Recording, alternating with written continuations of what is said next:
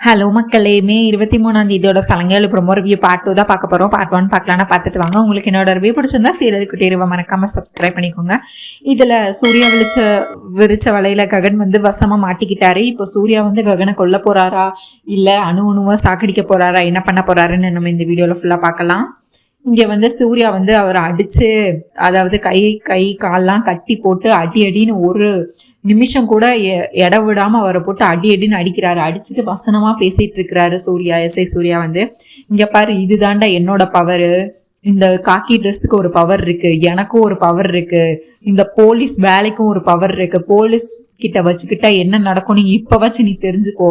அன்னைக்கு நீ அடிச்சப்ப நான் எதுக்கு தெரியுமா என்னோட ஹையர் அபிஷியல் கிட்ட சொல்லல, உன் சாவு என் கையில இருக்கணும், நான் தான் உன்னை அணுவா சாகடிக்கணும், அதனாலதான் அன்னைக்கு நான் உன் பேரை சொல்லல. இன்னைக்கு பாரு, நீயே ஒரு செய்யாத தப்புக்கு நீயே வசமா மாட்டிக்கிட்ட. இந்த கேஸ்ல நான் உன்னை உள்ள தள்ளி வாழ்க்கை ஃபுல்லா உன்னை ஜெயில தள்ளி நரகம் என்னன்னு நான் உனக்கு காட்ட வேண்டாம் அப்படின்னு சொல்லி இந்த மாதிரி டயலாக் எல்லாம் பேசிட்டு அவரை போட்டு அந்த கம்பே உடையிற அளவுக்கு, அதாவது போலீஸ் ஒரு லத்தி வச்சிருப்பாங்களா, அந்த லத்தியே பிஞ்சு போற அளவுக்கு ஒரு நிமிஷம் கூட கேப் விடாம கையில் அடிக்கிறது, காலில் அடிக்கிறது, தலையில அடிக்கிறது, மூஞ்சில் அடிக்கிறதுன்னு சொல்லிட்டு அவர் அடின்னு அடிச்சு அப்படியே ரத்தமா இருக்குது. ககன் மூஞ்சி கை கால்லாம் ரத்தமா இருக்குது. ககன் இந்த நேரத்துல கூட அப்படியே அசையாத மரம் மாதிரி இருக்கிறாரு. இருந்துட்டு இங்க பாரு, உன்னால என் மேல ஹக்கஹான்னு சிரிக்கிறாரு. முதல்ல சிரிச்சுக்கிட்டே இருக்கிறாரு. உனக்கு என்ன பைத்தியம் ஆயிடுச்சாடா, அடிச்சு அடியில நீன உனக்கு மூளை குழம்பிடுச்சா, மண்டை குழம்பிடுச்சா, எதுக்குடா இப்ப பைத்தியம் மாதிரி சிரிச்சிட்டு இருக்க அப்படின்னு சொல்லி கேட்கிறாரு சூர்யா. இப்ப கூட பாரு, உன் பவரை வச்சு உன்னோட காக்கி ட்ரெஸ், உன்னோட பவரை வச்சு எதுவுமே உன்னால நேர்மையா எதுவுமே பண்ண முடியல. நீ ஒரு திருட்டுத்தனமா என் மேல பழிய போட்டுதான் இப்பவும் நீ என்னை ஜெயில தள்ளியிருக்க. உனக்கே அவ்வளவு ஆணவம் இருந்துச்சுன்னா எனக்கு நான் நேர்மையா இருக்கிறவன்டா, எனக்கு எவ்வளவு ஆணவம் இருக்கும் அப்படின்னு சொல்லிட்டு சிரிக்கிறாரு. டேய், அன்னைக்கு உங்க அப்பாவை உன் அப்பா உயிரை காப்பாத்துறதுக்காக ஹீரோ ஆகி சிரிச்சு என்ன அவமானப்படுத்தினா, இன்னைக்கு என் இடத்துக்கே என் முன்னாடியே உட்காந்துட்டு என் முன்னாடியே உனக்கு இவ்வளவு பேச்சு தேவையா, இவ்வளவு வசனம் பேசிட்டு சிரிச்சிட்டு இருக்கியா, இந்த வாய் தானே சிரிக்குது, இந்த கை தானே அன்னைக்கு நான் அடிச்சது அப்படின்னு சொல்லிட்டு மூஞ்சில அடிக்கிறது, கையில அடிக்கிறது அப்படின்னு சொல்லி அவரை போட்டு அடின்னு ககனை போட்டு அடின்னு அடிச்சுக்கிட்டே இருக்கிறாரு. அதுக்கடுத்து வெளியே வராரு. அதுக்கடுத்து இவரே ஓரளவு டயர்ட் ஆயிட்டாரு. அப்படியே இவர் சட்டை இதெல்லாம் டயர்டாகி சட்டை எல்லாமே நனைஞ்சு போயிருச்சு இவருக்கே. அதாவது அடிச்சு இவரே ரொம்ப டயர்ட் ஆயிட்டாரு எஸ்ஐ சூர்யாவை. அதுக்கடுத்து வெளியே கான்ஸ்டபிள் கிட்ட சொல்றாரு, எனக்கு போய் சூடா ஒரு ஃபில்டர் காஃபி கொண்டு வா, இந்த ககனுக்கு சாவுனா என்னன்னு காட்டுங்க, இவனை லத்திய வச்சு வெள்ளுன்னு விளைங்க, ஒரு நிமிஷம் கூட இவனை சும்மா விடாதீங்க, சோறு தண்ணி எதுவுமே கொடுக்காதீங்க, இவன் தண்ணி கேட்டா கூட கொடுக்காதீங்க, சாப்பிட எதுவுமே கொடுக்காதீங்க, எதுவுமே கொடுக்காம இவனை போட்டு அடிக்கிற அடியில அவன் அடிச்சே சாகடிச்சிருங்க, இவன் கோர்ட்டுக்கே வரக்கூடாது, அப்படியே வந்தாலும் அங்க எதுவுமே பேசக்கூடாது அப்படின்னு சொல்லி ககனை அவன் சாகுற வரைக்கும் அவனை அடிச்சே சாகடிங்க அப்படின்னு சொல்லிட்டு இந்த மாதிரி ஒரு கம்ப்ளைண்ட் கொடுத்துட்டு போயிட்டு அவர் அதுக்கடுத்து இன்ட்ராகிரேஷன் ரூமுக்கு அவனை கூட்டிட்டு வாங்க அப்படின்னு சொல்லி ககனை அடிச்சு முடிச்சுட்டு அப்புறமா இன்ட்ராகிரேஷன் ரூமுக்கு கூட்டிட்டு வாங்க அப்படின்னு சொல்லி இவங்க இந்த மாதிரி ககன் இந்த மாதிரி சொல்லிட்டு இருக்கிறாரு.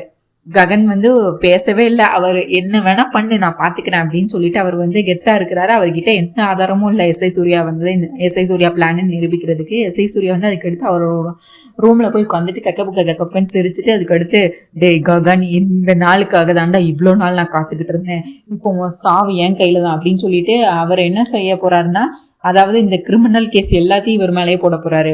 இந்த பெண்களை கடத்துற கிட்னாப் கேஸ் எல்லாத்தையும் இவன் மேலேயே போடுங்க அப்படின்னு சொல்லி கான்ஸ்டபிள் கிட்ட சொல்றாரு. அப்புறம் அந்த என் அண்ணன் செத்தான்ல, அந்த சூசைட் கேஸையும் அந்த கொலை கேஸையும் இந்த ககன் மேலேயே போடுங்க அப்படின்னு சொல்லிட்டு இது வரைக்கும் இருக்கிற என்னென்ன கேஸ் இருக்கோ எல்லா கேஸையும் இந்த ககன் மேலேயே போட்டு முடிச்சு விடுங்க இவனை அப்படின்னு சொல்லி இவர் கேட்கப்புன்னு சிரிச்சிட்டு இருக்கிறாங்க.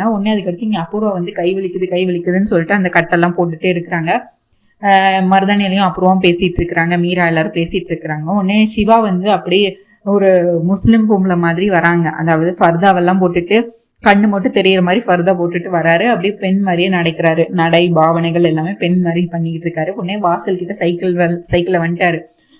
ஐயோ செக்யூரிட்டி இருக்கானே, இப்ப எப்படி உள்ள போறது அப்படின்னு பார்த்தா செக்யூரிட்டி, ஐயோ பசிக்குது, நான் போய் ஏதாவது சாப்பிட்டு வரேன் அப்படின்னு சொல்லிட்டு போறாரு. இந்த கேப்ல வீட்டுக்குள்ள வர. அதுக்கடுத்து பார்த்தா செருப்பு, ஐயோ இது என்ன வாய்ஸ் போடுற மாதிரி செருப்பு இருக்கே, இதை போட்டா கண்டிப்பா கண்டுபிடிச்சிருவாங்க நான் தான் பையன்னு. இந்த செருப்பை வாசல்ல விட்டுருப்போம்னு சொல்லிட்டு ரோட்ல விட்டுறாரு. செருப்பை விட்டுட்டு வீட்டுக்குள்ள ஆண்டி ஆண்டி ஆண்டின்னு ஒரு பொம்பளை குரல்ல கூப்பிட்டுட்டு உள்ள வராங்க. அபூர்வா தான் இருக்கிறாங்க. யாரு நீங்க என்ன வேணும் அப்படிங்கிற மாதிரி பேசிட்டு இருக்கிறாங்க. உடனே மருதானியில புகுந்து அஸ்லாம் அலைக்கும் அப்படின்னு சொல்லிட்டு சலாம் அலைக்கும் அப்படின்னு சொல்லி இவங்க அஸ்லாம் அலைக்கும் அப்படின்னு சொல்லி சிவா சொல்றாரு. உடனே சலாம் அலைக்கும் அப்படின்னு சொல்லிட்டு இவங்க சொல்லிட்டு இருக்காங்க மருதானியில. உடனே அதுக்கடுத்து அம்மை எனக்கு வந்து எல்லா மொழியும் தெரியும், உங்களுக்கு தெரிஞ்ச உருதுல பேசுங்க, எனக்கு தெரிஞ்ச ஹிந்தில நான் வந்து உங்களுக்கு டிரான்ஸ்லேட் பண்றேன் அப்படின்னு சொல்லி மருதானியில வந்து காமெடி பண்ணிட்டு இருக்காங்க. சித்தி வாய் மூடுங்க, அவங்களுக்கு தமிழே தெரியும், தமிழே நல்லாதான் பேசுறாங்க அப்படின்னு சொல்லி வாயை மூடுங்க அப்படின்ட்டுருங்க. அனாவசிய பேச்செல்லாம் பேசிட்டு இருக்காது அப்படின்னு சொல்லிட்டு மருதானியில பிடிச்சி திட்டிட்டு இருக்கிறாங்க அபூர்வா. உடனே அதுக்கடுத்து சொல்லுங்க நீங்க யாரு, உங்களுக்கு என்ன வேணும் அப்படின்னு கேக்குறாங்க. ஆன்டிஜி நான் வந்து என்னோட பேரு ஃபாத்திமா, நான் வந்து பிந்துவோட ஃப்ரெண்டு, அவ எதுக்கு இன்னைக்கு காலேஜ் வரலன்னு கேட்டு போகலான்னு வந்தேன் அப்படின்னு சொல்றாங்க. உடனே அதுக்கடுத்து பிந்துவா அவ இனிமேல் காலேஜே வரமாட்டான், இன்னைக்கு மட்டும் இல்ல இனிமேல் எப்பயுமே காலேஜ் வரமாட்டான்னு இவருக்கு ஒன்னே ஷாக் ஆகுது. இவர் வந்து அந்த இது போட்டிருக்கனால கண்ணு மட்டும் அப்படி ஷாக் ஆகுறது தெரியுது. உடனே இது எல்லாமே அப்புறம் நோட் பண்றாங்க. அப்புறம் வந்துட்டு சொல்றாங்க சிவா இல்ல நான் வந்து அவளை சின்ன வயசுல இருந்து நாங்க ஃப்ரெண்ட்ஸு, இடையில தான் நான் கொஞ்சம் வெளியே போயிட்டேன், நாங்க சின்ன வயசுல இருந்து ஃப்ரெண்டு, சரி காலேஜுக்கு தான் வர மாட்டான் ஆனா நானாவது பிந்துவை போய் பார்க்கலாம்ல அப்படிங்கிற மாதிரி சொல்றாங்க. பிந்து ரூம் எங்க அப்படின்னு கேட்டுட்டு இருக்காங்க. உடனே மீரா இந்த இடத்துல வராங்க. வந்தோடனே உடனே அப்புறம் வந்துட்டு மீரா நீ போய் பிந்து கூட்டிட்டு வா, ஃப்ரெண்டு யாரோ ஃபாத்திமான்னு வந்திருக்காங்க, போய் அவளை கூட்டிட்டு வா அப்படின்னு சொல்றாங்க. உடனே பிந்து வந்து மீரா போய் கூட்டிட்டு வராங்க. ஃபாத்திமான்னு எனக்கு எந்த ஃப்ரெண்ட் இருக்கா அப்படின்னு சொல்லிட்டு இவங்க யோசிச்சுட்டே வராங்க. உடனே கீழே வந்தோடனே நீங்க யாரு அப்படின்னு கேட்க வராங்க. உடனே அதுக்கடுத்து இவர் வந்து அவங்க பிந்து பக்கம் திரும்பிட்டு லைட்டா ஸ்காஃபை காட்டிட்டு சிவாங்கிற மாதிரி அவர் மூஞ்ச காட்டிட்டு உடனே அதுக்கடுத்து ஓ ஃபாத்திமா நீயா, ஆமா ஒரு வருஷம் தான் இடையில பிரிஞ்சு போனேன், அதுக்குள்ள நீ இன்னும் மறந்து போயிட்டியா அப்படிங்கிற மாதிரி சிவா வந்து பொம்பளை குரல்ல பேசிட்டு இருக்கிறாருப்பா இவங்க கிட்ட, பிந்து கிட்ட. உடனே அதுக்கடுத்து என்ன ஃபாத்திமா நீ எப்படி இருக்க, எப்ப வந்த அப்படின்னு சொல்லிட்டு இருக்காங்க. ஆமா எல்லாத்தையும் நீ இங்க வச்சு என்கிட்ட பேச போறியா, சரி வா, நான் என் ஃப்ரெண்டு ஃபாத்திமா என்னோட ரூம் கூட்டிட்டு போய் பேசுறோம் அத்தை அப்படிங்கிறாங்க. உடனே அதுக்கடுத்து வீட்டுல தானே அப்படின்னு சொல்லிட்டு இவங்க ஃபாத்திமா பொம்பளை பிள்ளை தானே அப்படின்னு சொல்லிட்டு போய் பேசுங்க அப்படின்னு சொல்லி ரூமுக்கு அனுப்பி வைக்கிறாங்க. 2 பேரும் மாடிக்கு போறாங்க. மாடிக்கு போயிட்டு பிந்து வந்து ரூமை லாக் பண்ணிட்டு சிவா உனக்கு என்ன பைத்தியமா, உனக்கு பைத்தியம் கீத்தியம் பிடிச்சி போச்சா, நீ எங்க வந்திருக்கன்னு தெரியுதா, இங்க இந்த வீட்டுல புலி சிங்கம் ராட்சசி எல்லாம் கலந்த கலவையாதான் என் அத்தை இருக்காங்க, அவங்க மட்டும் உன்னோட மூஞ்ச பார்த்தாங்கன்னு வச்சுக்கோயேன் உன்னை சாகடிச்சிருவாங்க, உன்னை கொன்னே போட்டுருவாங்க, நீ இந்த வீட்டுல இருந்து அப்புறம் எப்படி தப்பிச்சு போவ, நீ எதுக்கு முதல்ல இந்த வீட்டுக்கு வந்த, உன்னை யாரு வர சொன்னா அப்படின்னு சொல்லி சண்டை போட்டுட்டு இருக்கிறாங்க. உடனே சிவா வந்து நீ காலேஜுக்கும் வரல, உன்கிட்ட உன்னை பார்க்காம உன்னை பேசாம என்னால எப்படி இருக்க முடியும், உனக்கு அடுத்து வேற கல்யாணம் ஏற்பாடு பண்றாங்கன்னு சொல்லிட்டு இருக்கேன், நீ இந்த வீட்டிலே இருந்தா உன்னால தப்பிச்சு வெளியே வர முடியுமா, உன்னை நான் இப்ப கூட்டிட்டு போக தான் இங்க இருந்து வந்திருக்கேன், நீ இப்போதைக்கு நம்ம சும்மா வெளியே போறோம்னு மட்டும் சொல்லிட்டு வா, நான் அப்படியே நம்ம ஓடி போய் கல்யாணம் பண்ணிக்கலாம், அதுவும் இல்லாம நான் இப்போ வந்து உன்னோட அபூர்வாத்தைக்கு நான் மீராவோட தம்பின்னு தெரிஞ்சா கண்டிப்பா உனக்கு எனக்கும் கல்யாணம் இந்த ஜென்மத்துல பண்ணி வைக்க மாட்டாங்க, அப்ப நம்ம கல்யாணம் பண்ணிக்காம இருந்தா உனக்கு சம்மதமா அப்படி இப்படின்னு பேசுறாங்க, நீ வேற ஒருத்தனை கல்யாணம் பண்ணிக்கிட்டா நீ சந்தோஷமா இருப்பியா, என்னால உன்னை மறக்க முடியாது பிந்து அப்படின்னு சொல்லி சிவா வந்து எமோஷனலா பேசிட்டு இருக்கிறாங்க பிந்து கிட்ட. உடனே பிந்துவும் இங்க பாரு சிவா, நான் இந்த வீட்டை விட்டு என்னால என் குடும்பத்தை விட்டெல்லாம் வர முடியாது அப்படின்னு சொல்றாங்க. அப்ப நீ வேற ஒருத்தனை கல்யாணம் பண்ணிப்பியா அப்படின்னு கேக்குறாங்க. அது என்னால முடியாது, அப்ப இதுக்கு வேற வழியே இல்லை, நம்ம ஓடி போய் தான் கல்யாணம் பண்ணிக்கணும், நீ இப்ப என்னோட வா, கண்டிப்பா நான் பூமியோட தம்பின்னு தெரிஞ்சா இந்த வீட்டுல யாருமே நம்மளை ஏத்துக்க மாட்டாங்க அப்படின்னு சொல்லி இவர் வந்து பிந்து கிட்ட சொல்றாங்க. உடனே பிந்துவும் சரி சிவா நம்ம இங்க இருந்து போறதுதான் நல்லது அப்படின்னு சொல்லி சரி பேக்ல ட்ரெஸ் எடுத்துக்கோ அப்படின்னு சொல்லிட்டு குட்டி பேக்ல ஃபுல்லா ட்ரெஸ் இவங்களோட பிந்துவோட ட்ரெஸ்ஸை ஃபுல்லா எடுத்து அந்த பேக்ல வச்சுக்கிறாங்க. வச்சுட்டு கீழே போறாங்க. கீழே போயிட்டு இவங்க அபூர்வா வந்து மீரா கிட்ட எனக்கு ஸ்ட்ராங்கா ஒரு காஃபி எடுத்துட்டு வா மீரா அப்படின்னு சொல்லி பேசிட்டு இருக்கிறாங்க. உடனே இவங்க 2 பேரும் கீழே வராங்க. உடனே இவங்க வந்து அபூர்வா கிட்ட நல்லவங்க மாதிரி பிந்து வந்து அத்தை ஃபாத்திமா வந்து என்னோட க்ளோஸ் ஃப்ரெண்ட் அத்தை, நான் இனிமேல் காலேஜும் போறது இல்லை, அவ வந்து கடைசியா நம்ம எங்கேயாச்சும் வெளியே போகலான்னு சொல்றா, நாங்க 2 பேரும் சும்மா இங்க பக்கத்துல எங்கேயாச்சும் வெளியே போயிட்டு வரட்டுமா அப்படிங்கிற மாதிரி கேக்குறாங்க.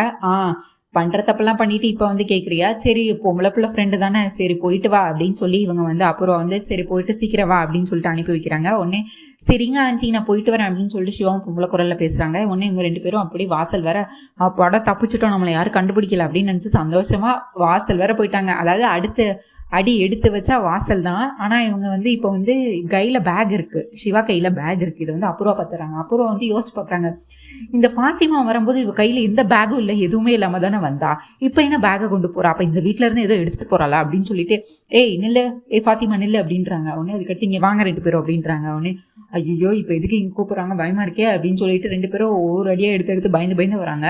ஆமா அப்புறம் கேக்குறாங்க, நீ வரும்போது உன் கையில எந்த பேகும் இல்லையே, இப்ப என்ன ஒரு பேக் இருக்கு, இது என்ன பேக் அப்படின்னு கேக்குறாங்க. உடனே சிவா சொல்றாரு, ஐயோ மேடம், நான் தான் இந்த பேக்கை கொண்டு வந்தேனே, இது என்கிட்டயும் முன்னுக்கிட்டே இருக்கிற ஒரே மாதிரி பேக் அப்படின்னு சொல்றாங்க. சரி, அதான் நீ கொண்டு வரலையே இந்த பேக் அப்படின்றாங்க. ஐயோ மேடம், இது பிந்துவோட பேக் தான்.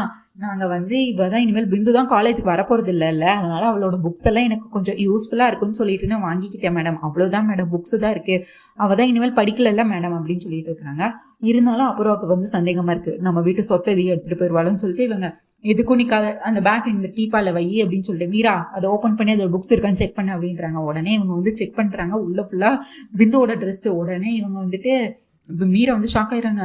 அண்ணி, இதில் ஃபுல்லாக பிந்துவோட ட்ரெஸ்ஸு தான் இருக்குது அப்படின்னு சொல்லி அது ஃபுல்லாக திறந்து பார்க்குறாங்க. திறந்து பார்த்தோன்னே, இது பிந்துவோட ட்ரெஸ்ஸா, அது ஃபாத்திமா இல்லை, ஃபாத்திமா பேரில் வந்திருக்க யார் அது அப்படின்னு சொல்லி பாருங்க அப்படின்னு சொல்லிட்டு அந்த அவங்களோட ஸ்கார்ஃபை விளக்கலான்னு போகிறாங்க. உடனே சிவா தப்பிச்சு வெளியே ஓடிடுறாரு. உடனே பிந்து அப்பாடா அப்போதான் நிம்மதியாக இருக்குன்னு, என்னடி இது நாடகம் அப்படின்னு சொல்லி இவங்க மிரட்டிட்டு இருக்கிறாங்க இவங்களை.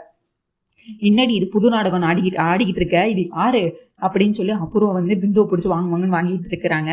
இங்கே பார்த்தா இவங்க சாரதாவும் பூமியும் காய்கறியெல்லாம் கட் பண்ணி சமைச்சிட்டு இருக்கிறாங்க. சமைக்கும் போது அதுக்கடுத்து சாரதா சொல்கிறாங்க, பூமி, ககன் உன் மேலே அவ்வளோ கோவமாக இருந்தான், ஆனால் இப்போ அவனை எப்படிமா நீ மாற்றின, அவனை என்ன சொல்லி நீ மாற்றின, அவன் இப்போ அப்படியே உன் மேலே ரொம்ப அன்பாக பாசமாக இருக்கான், நீங்கள் 2 பேரும் சந்தோஷமாக இருக்கீங்க, அதே மாதிரி பூர்ணியும் சிவமும் கல்யாணம் பண்ணிட்டு நீங்கள் 4 பேரும் இந்த வீட்டில் சந்தோஷமாக சிரித்து சந்தோஷமாக இருக்கிறது தான் நான் பார்க்கணும், அதுதான் என்னோட வாழ்க்கையே மெயின் ஆதாரமே அப்படின்னு சொல்லிட்டு, அப்படி மட்டும் நடந்தா என்னை விட அதிர்ஷ்டசாலி இந்த உலகத்தில் யாருமே இருக்க முடியாது, நீங்கள் 4 பேர் ஒரே வீட்டில் இருந்து சந்தோஷமா இருந்தா அதுதான்மா எனக்கு ரொம்ப சந்தோஷமே அப்படின்னு சொல்லி பேசிட்டு இருக்கிறாங்க. உடனே இவங்க மனசுக்குள்ள நினைக்கிறாங்க, அதெல்லாம் 12 கண்டிஷன், அதெல்லாம் உங்ககிட்ட சொன்னா நீங்கள் என்ன நினைப்பீங்க, அத்தை நாங்கள் இப்போ சந்தோஷமாக இருக்கோம்ல, அது உங்களுக்கு போதும்ல, அதுவே போதும் அப்படின்னு சொல்லிட்டு இவங்க உடனே அதுவே போதும் அப்படின்னு சொல்கிறாங்க. அதெல்லாம் ரொம்ப நோண்டக்கூடாது அப்படின்னு சொல்லிடுறாங்க. உடனே இந்த நேரத்தில் காலிங் பெல் அடிக்குது. யாருன்னு பார்த்தா ஒரு புது மனுஷர் வராரு. உடனே அதுக்கு அடுத்து பூமி பதறிடுறாங்க. உடனே அதுக்கு அடுத்து கதவை திறக்கிறதுக்கு சாரதா போகிறாங்க. அத்தை நானே போகிறேன் அப்படின்னு சொல்லிட்டு பூமி நானே கதவை திறக்கிறேன்னு சொல்லிட்டு இவங்க உள்ளே போய் கதவை திறக்கிறாங்க. கதவை திறந்தோன்னா பூமிக்கு ஷாக், ஐயோ இவர் இங்கே வந்திருக்காரு அப்படின்னு சொல்லிட்டு அந்த புது மனுஷனை பார்த்து ரொம்பவே பயப்படுறாங்க. பூமி பயந்தோன்னே வாங்க அப்படின்னு சொல்லிட்டு, அத்தை போஸ்ட்மேன்னா நான் இந்த போஸ்ட்டை வாங்கிட்டு அனுப்பி வச்சுட்டு வரேன், சைன் பண்ணி அனுப்பி வச்சுட்டு வரேன் அப்படின்னு சொல்கிறாங்க. சரிம்மா, சீக்கிரம் டோர் லாக் பண்ணிட்டு வா வீட்டுக்குள்ளே அப்படின்னு சொல்கிறாங்க. உடனே இவங்க பார்த்தா உடனே அதுக்கடுத்து இவங்களை அப்படியே வீட்டுக்கு பின்னாடி கூட்டிகிட்டு போகிறாங்க. உங்களை யார் இங்கே வர சொன்னா, நான் தான் உங்களை இங்கே வரக்கூடாதுன்னு சொல்லியிருக்கேனே, என் ஹஸ்பண்ட் மட்டும் உங்களை பார்த்தா பிரச்சனை ஆயிடும் சொல்லியிருக்கேன், அப்புறம் எதுக்கு நீங்கள் இங்கே வந்தீங்க அப்படின்னு சொல்லி இவங்க பூமி ரொம்ப பயந்து கத்தி திட்டிக்கிட்டு இருக்காங்க அந்த ஆளை போட்டு. உடனே அதுக்கடுத்து, மேடம் உங்கள் ஹஸ்பண்ட் வீட்டில் இல்லைன்னு தெரிஞ்சுதான் நான் வந்திருக்கேன் அப்படின்னு சொல்கிறாங்க. தெரிஞ்சு வந்தீங்களா, அப்படி என்ன விஷயம், அப்படி என்ன முக்கியமான விஷயம் இப்போ உங்களுக்கு சொல்ல போறீங்க அப்படின்னு சொல்கிறாங்க. இது யாருன்னு பார்த்தா பூமி ஒரு டிடெக்டிவ் வச்சுருக்காங்க. அதாவது ககனை ஃபாலோ பண்ணிட்டு ககனை என்னெல்லாம் பண்ணுறாருன்னு பார்க்கறதுக்காக ஒரு டிடெக்டிவ் வச்சுருக்காங்க. உடனே அதை என்னாச்சு அப்படின்றாங்க. உங்கள் ஹஸ்பண்ட் ககனை அந்த எஸ்ஐ சூர்யா பிளான் பண்ணி இந்த மாதிரி ஒரு பொண்ணு காப்பாற்ற வர மாதிரி அந்த ரவுடி கடைசியில் இவர் தான் என்னை கடத்தினாருன்னு கிட்னாப் பண்ணி அவர் போலீஸ் ஸ்டேஷன் கூட்டி போய் அடின்னு அடிச்சிட்டு இருக்காரு மேடம். இந்நேரத்துக்கு அவரை போட்டு அடின்னு அடிச்சிட்டு தான் இருப்பாரு. அவரே அவங்க கண்ணு முன்னாடியே சொன்னார், பொய்யான கேஸ் போட்டு உனக்கு காலம் ஃபுல்லாக ஜெயிலில் தள்ளி சாவுனா என்னென்னு அவனை காட்ட போறேன் அப்படின்னு சொல்லியிருக்காரு. அந்த எஸ்ஐ சூர்யா ரொம்ப மோசமானவன் மேடம்.